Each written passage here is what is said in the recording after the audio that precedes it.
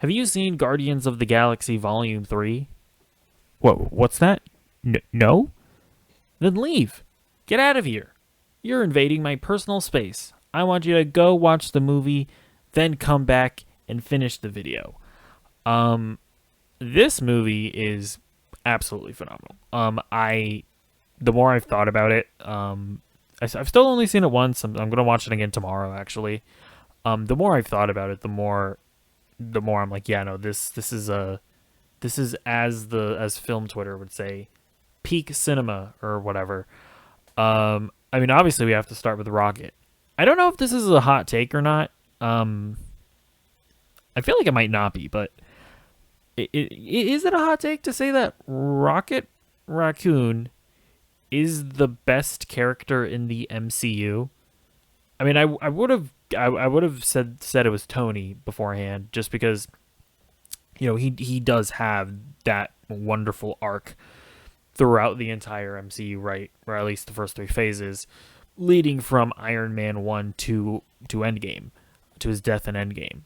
But especially like I would recommend rewatching Guardians 1 and 2 before going into 3, um because just when you actually look at Rocket's journey, and especially beginning with 1 where you get introduced to this hardened raccoon, but then in 2 when you kind of start chipping away at that armor with him and Yondu, and when you get into 3, it like, yeah, it beats out Tony. I mean, it's just such an emotional journey that you go on with this character. And I mean, yeah, like when the movie ends, I want to say it ends with, right, I think it no, I think it ends with Star Lord, doesn't it? Or does it? I don't know, I don't remember.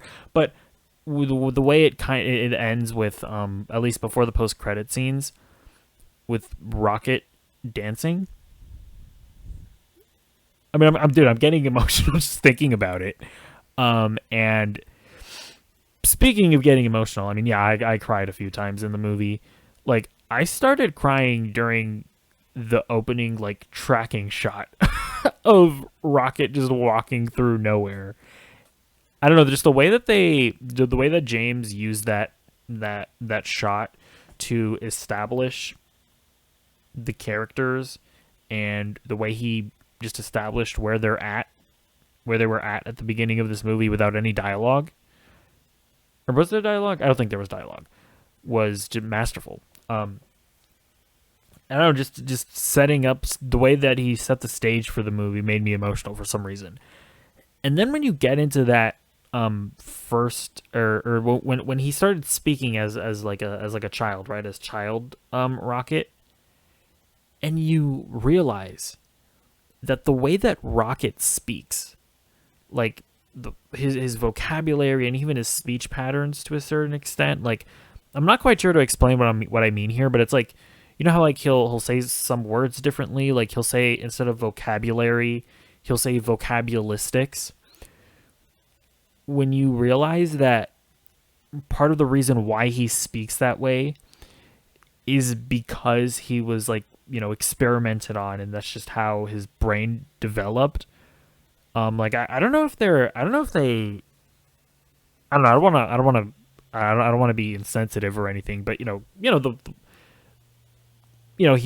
a lot of him and his friends were, like, slightly autistic. Is that fair to say? I listen. I don't know anything about, um, I don't know anything about, like, psychology or like how to assign those conditions. So, my apologies if that's insensitive, but that's just kind of the way I interpreted it. Um, like, when I realized that all stemmed from the way he was experimented on, I mean, I started crying there. And then, obviously when you get through the rest of his backstory and the scene where his friends were dancing, I cried. When they gave each other names, I cried. Oh my god, dude, I'm getting emotional right now. But I mean, come on, when they killed his friends, and Rocket yells, just yells this guttural scream. There's never been a scene in the MCU quite like that. Like that might be the best scene in the MCU. Yeah. Yeah, I think it is.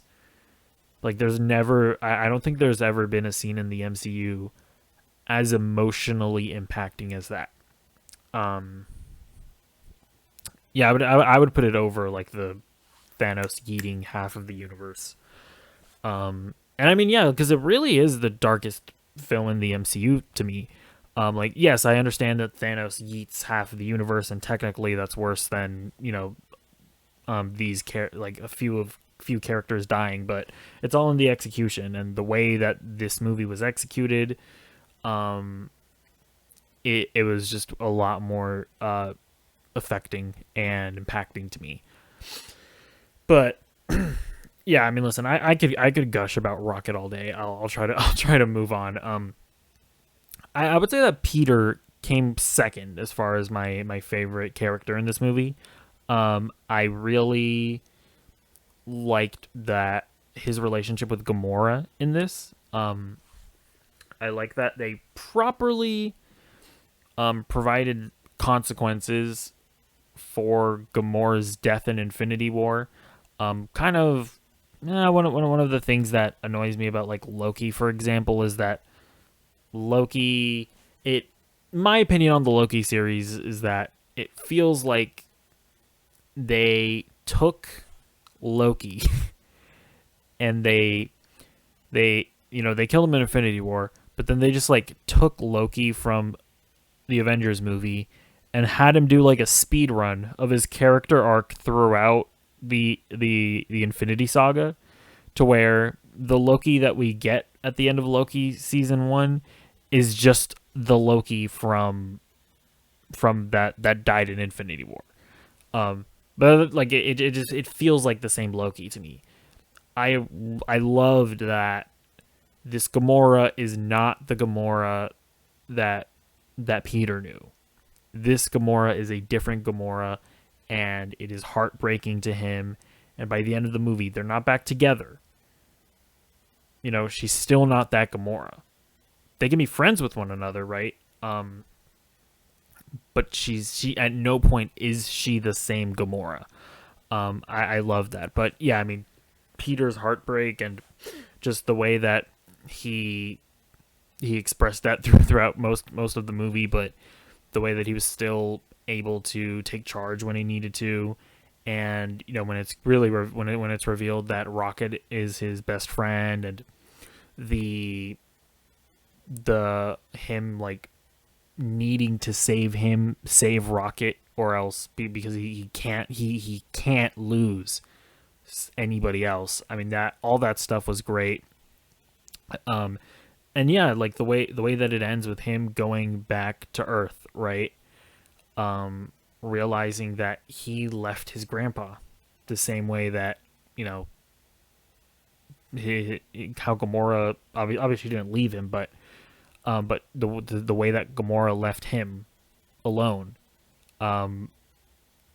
it was the perfect ending. It was the perfect ending for the character, and I mean they ended most of the or all of the characters perfectly as well. Nebula and Drax and Mantis, their whole relationship developing throughout the movie, I thought was great as well. With like Drax, he's been very neglected, I would say, since Guardians 2. Like, and the fact that they kind of gave him this send off of him realizing that he, at the end of the day, he is a family man. Like, his anger in that first movie was derived from him losing his family, and the fact that that kind of got lost, admittedly, throughout the rest of his appearances, but that they drove it back home to that was, I thought it was beautiful. And Nebula has been a character that was kind of not really, people didn't really like her after Infinity War, or after the first Guardians, but me personally, I really appreciated her in Guardians 2, and yeah, she was wonderful in this. I think my favorite scene with her is when Gamora's about to possibly kill Peter Quill with that punch. Um and she stops her and she says that line of he is family as well. Yeah, I absolutely love Nebula in this. And yeah, Mantis. Um I loved Mantis and Drax. I really loved their relationship in the holiday special. I like that they continue that here. Begin in Guardians 2 with being just completely subservient to everybody and being this mousy character, to her really coming out in this movie and standing up to Nebula and all of that. I just thought that they handled her character really good as well. And I have to say, I actually really like that they didn't kill any of the characters. They were heavily hinting at it in the trailers. But the thing about these characters is that they've suffered so much, throughout their lives, that I honestly think that them all having a happy ending is a lot more powerful than, one of them getting killed. Instead of having one of them get killed heroically, blah blah blah. Wow, they died saving the galaxy, or saving their friend. Just seeing these characters that have had such tragic and dark pasts just be happy is beautiful. It is genuinely beautiful. And yeah, and then the High Evolutionary, of course, as the villain. I thought he was really solid. He's just evil, and I appreciate that. I appreciate that the actor really got to chew the scenery like a lot in this movie. I thought he did a really great job, but I mean, they sincerely managed to make a villain more hateable than Thanos. I didn't know that the MCU was going to be able to do that, but yeah, when that that I honestly I'm not sure that I would call the scene where Rocket rips his face up satisfying, but for sure when at the end when when the Guardians just start beating the ever living snot out of him, that absolutely was satisfying. And oh my god, when they like took off his face, ew, it's so gross. um, but yeah, and then speaking of the action for the most part is really solid. Obviously, that one shot hallway scene is one of the best I've seen. Um, Honestly, it actually felt like the Kingsman cinematography. That sort of like that very kinetic, really punchy sort of action. Like that scene is I will be rewatching that on YouTube for years to come. It was absolutely insane. But I mean, yeah, listen. This movie was incredible. I would say that it is the best MCU trilogy. It's like for a long time I would have said it was the Captain America trilogy, but I think Captain America: The First Avenger, it's just not quite on the level of, Winter Soldier, Civil War, or Guardians, or Guardians 2, or Guardians 3. So for that reason alone, I think it is I will pretty solidly put Guardians as the best MCU trilogy. Honestly, I'm trying to think if there isn't anything if I'm not capping here, but I think I would also put it as just the best comic book trilogy overall. Comic book movie trilogy.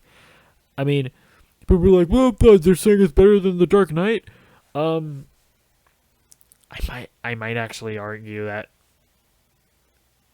I don't know. I have to think about whether or not I think any of the Guardians movies is better than The Dark Knight. That's something that I have to think about for a bit. But for sure, they're better than The Dark Knight Rises. Again, a lot of these comic book movie trilogies, they have like, or at least the two that I'm thinking of right now with the Captain America trilogy and the Dark Knight trilogy, they have just the weak link, right? They have The Dark Knight Rises and they have The First Avenger. And Guardians does not have that weak link. It just doesn't. James Gunn made banger after banger after banger. So yeah, those are my spoilery thoughts on the Guardians of the Galaxy Volume 3. Let me know what you think about it in the comments down below. Am I overhyping it? Am I gassing it up a little bit too much? Let me know. Also, be sure to like the video. You have to like the video. It's actually not an option. If you don't like the video, your dad is gonna spank you. He's gonna give you a spanking. I don't know what this intro is. I'm just gonna stop. Bye.